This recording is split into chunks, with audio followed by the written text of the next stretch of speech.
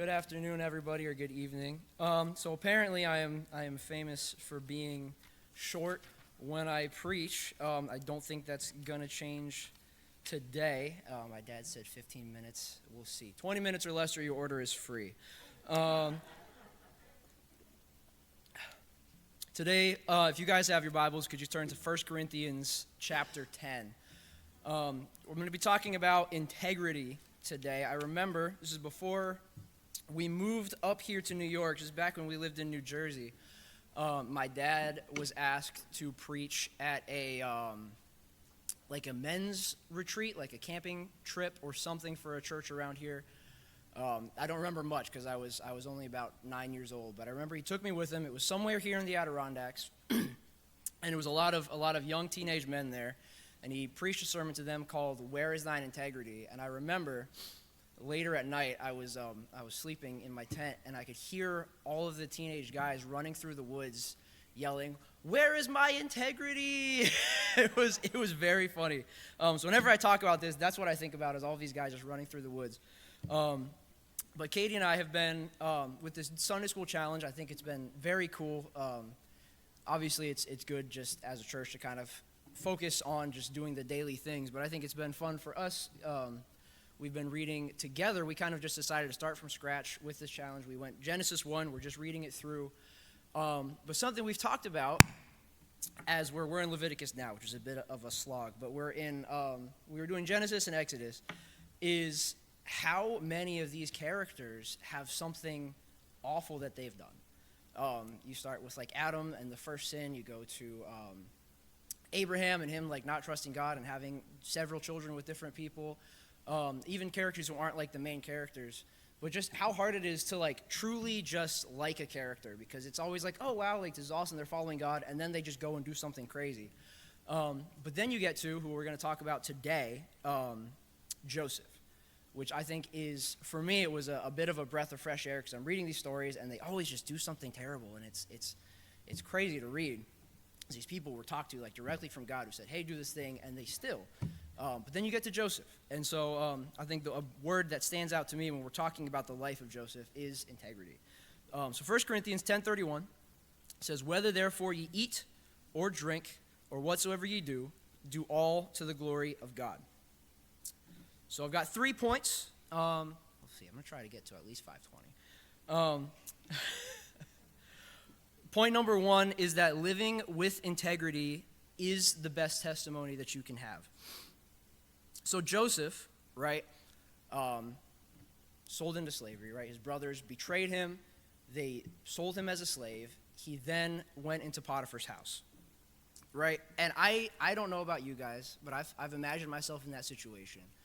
And what I would like to say is that I think in that situation, I would do the same thing, right? I would work hard. I would try to follow God. I would try to have a good testimony. But I think if something like that happened, I would be bitter.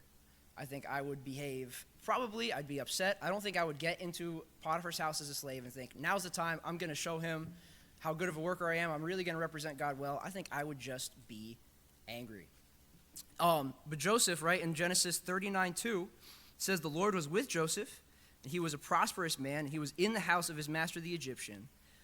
And his master saw that the Lord was with him, and that the Lord made all that he did to prosper.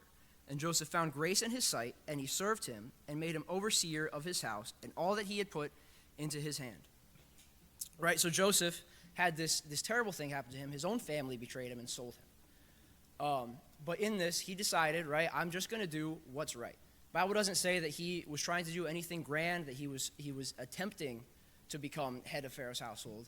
He just did what God told him to do, and Pharaoh noticed and promoted him. And you can see through his entire life up until even when he becomes second in command in Egypt, is that all Joseph does, he's not seeking out, right? He's never seeking out to be promoted to these positions. He's never seeking out to do these things. He's just living the way God tells him to live. He's just doing the right thing wherever God puts him.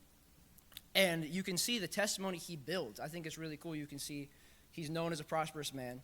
Then he goes to this jail where he gets promoted in the jail, and he's known in this good light in this prison.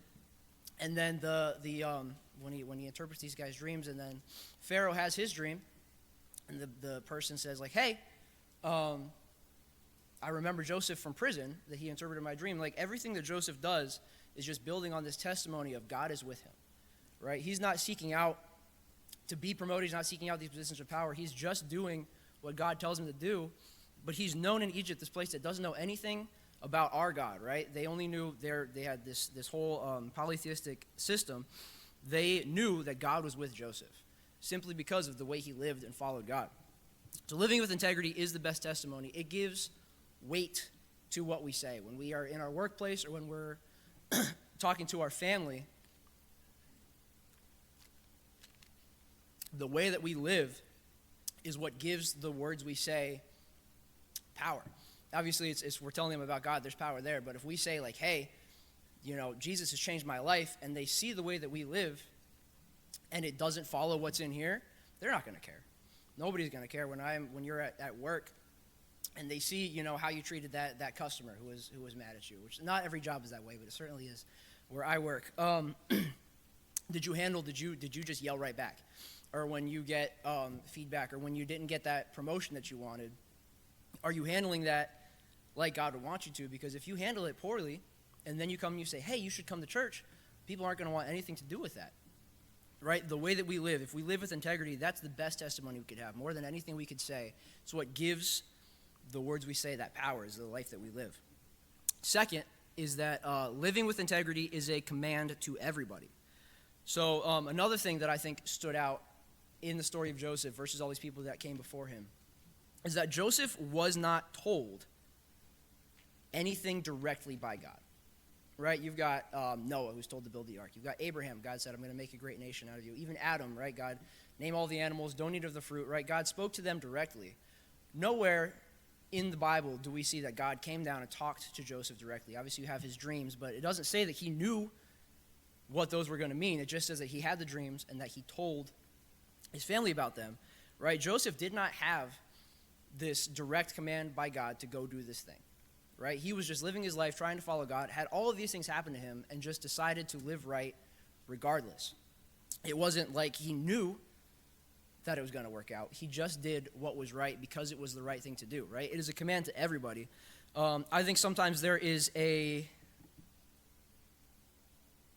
impression that we have that maybe the people in authority, right, like the pastor or the worship leader, the people who are running certain ministries are supposed to be held to like a higher standard than the rest of the church because they're these people of power, these people who God has put in this position of authority. But that's not true. Every single one of us is commanded to live, no matter what we do, we're commanded to live with just as much integrity as anybody else, which is just following what the Bible says. It's doing the right thing no matter where we're put, no matter who we are. Even if you're not in this position of authority, you should be expected, because authority or not, we are all called to follow God, and we all claim to be Christians. We're all telling people that we are. We should all hold ourselves to this high standard of doing the right thing no matter what, of living with integrity, of being honest, of doing right and just making sure that we're representing God well. So Joseph wasn't given a direct command by God. He simply did what was right where God put him. And the third point I have, I told y'all, we'll get it to 520. We'll certainly get to 520. The third point I have is that living with integrity is not a means to an end. Joseph did not live right so that he could get a desirable outcome. Joseph lived right simply because it was what he was supposed to do, and it was what God asked him to do. There were many times where it worked out poorly for him before it worked out well, where he did the right thing, right? He didn't give in to Potiphar's wife. He ran. That ended up getting him thrown in prison. And then even in prison, he stayed there for years before everything worked out. He didn't think, maybe if I live right, I'm going to get promoted to Potiphar's house, and I can use this to end up as second in command in Egypt, right? He wasn't planning any of this out. He wasn't scheming. He just did what was right, and God blessed that. But he didn't do it so that God would bless him. God blessed him for doing it, but he wasn't doing it trying to get all of these good things. He wasn't living right so that he could make his life better. He was living right because he loved God, because he wanted to do what God told him to do. And you can see just throughout his entire life that he doesn't seek any of this out. He's not trying to be something big. He's not trying to be this great figure.